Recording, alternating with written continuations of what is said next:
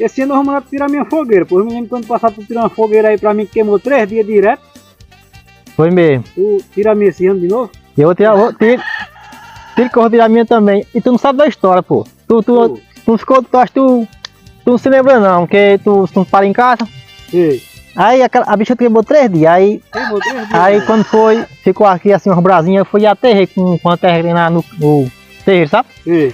Aí aterrei ali, aí parece que no outro dia deu uma chuva, deu uma chuva boa. Pô, eu fiz chuva mesmo. Aí o que aconteceu? Aí a pila lá ficou apiladinho lá, aí quem passou com quase um mês, sabe? Uhum. Aí mãe barrendo lá o terreiro lá, passando aquelas vassouras velhas de garrancho lá, pronto, descobriu. Ela pisou numa brasa.